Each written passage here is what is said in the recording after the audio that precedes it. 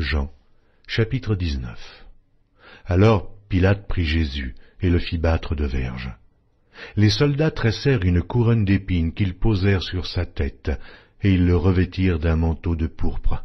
Puis, s'approchant de lui, ils disaient « Salut, roi des Juifs !» et ils lui donnaient des soufflets. Pilate sortit de nouveau et dit aux Juifs « Voici, je vous l'amène dehors, afin que vous sachiez que je ne trouve en lui aucun crime. » Jésus sortit donc, portant la couronne d'épines et le manteau de pourpre, et Pilate leur dit « Voici l'homme. » Lorsque les principaux sacrificateurs et les huissiers le virent, ils s'écrièrent « Crucifie! Crucifie !» Pilate leur dit « Prenez-le vous-même et crucifiez-le, car moi, je ne trouve point de crime en lui. » Les Juifs lui répondirent « Nous avons une loi, et selon notre loi il doit mourir, parce qu'il s'est fait fils de Dieu. » Quand Pilate entendit ces paroles, sa frayeur augmenta. Il entra dans le prétoire et il dit à Jésus « D'où es-tu » Mais Jésus ne lui donna point de réponse. Pilate lui dit « Est-ce à moi que tu ne parles pas? Ne sais-tu pas que j'ai le pouvoir de te crucifier et que j'ai le pouvoir de te relâcher ?» Jésus répondit « Tu n'aurais sur moi aucun pouvoir, s'il ne t'avait été donné d'en haut. C'est pourquoi celui qui me livre à toi commet un plus grand péché. » Dès ce moment, Pilate cherchait à le relâcher, mais les Juifs criaient « Si tu le relâches, tu n'es pas un ami de César.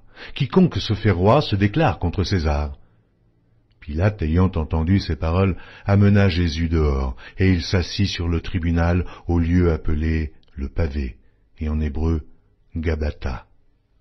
C'était la préparation de la Pâque et environ la 6e heure. Pilate dit aux Juifs « Voici votre roi. » Mais ils s'écrièrent « Ôte, ôte, crucifie-le » Pilate leur dit « Crucifierai-je votre roi ?» Les principaux sacrificateurs répondirent « Nous n'avons de roi que César. » Alors il le leur livra pour être crucifié. Ils prirent donc Jésus et l'emmenèrent.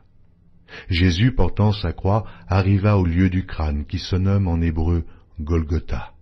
C'est là qu'il fut crucifié, et 2 autres avec lui, un de chaque côté, et Jésus au milieu.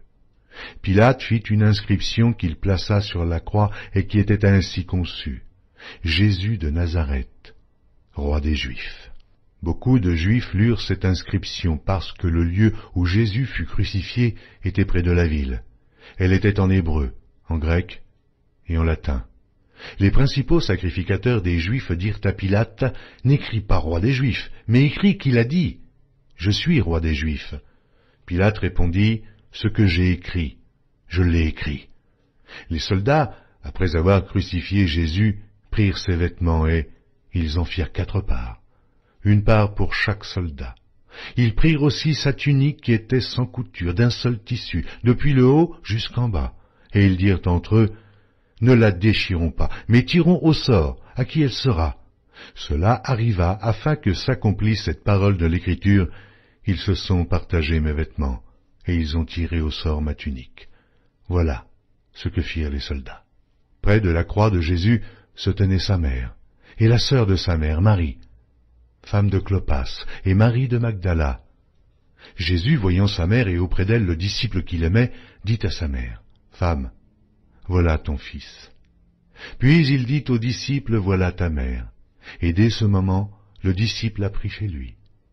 Après cela, Jésus, qui savait que tout était déjà consommé, dit, afin que l'écriture fût accomplie, « J'ai soif. » Il y avait là un vase plein de vinaigre. Les soldats en remplirent une éponge et, l'ayant fixée à une branche d'hysope, ils l'approchèrent de sa bouche.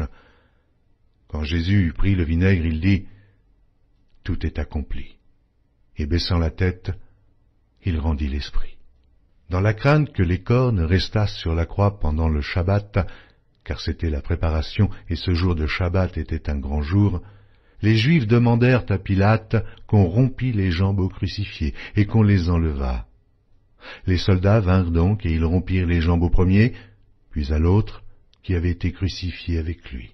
S'étant approchés de Jésus et le voyant déjà mort, ils ne lui rompirent pas les jambes. Mais un des soldats lui perça le côté avec une lance, et aussitôt il sortit du sang et de l'eau. Celui qui l'a vu en a rendu témoignage, et son témoignage est vrai. Et il sait qu'il dit vrai, afin que vous croyiez aussi. Ces choses sont arrivées afin que l'Écriture fût accomplie. Aucun de ces os ne sera brisé. Et ailleurs, l'Écriture dit encore, ils verront celui qu'ils ont percé. Après cela, Joseph d'Arimathée, qui était disciple de Jésus, mais en secret, par crainte des Juifs, demanda à Pilate la permission de prendre le corps de Jésus, et Pilate le permit. Il vint donc et prit le corps de Jésus. Nicodème, qui auparavant était allé de nuit vers Jésus, vint aussi, apportant un mélange d'environ 100 livres de myrrhe et d'aloès.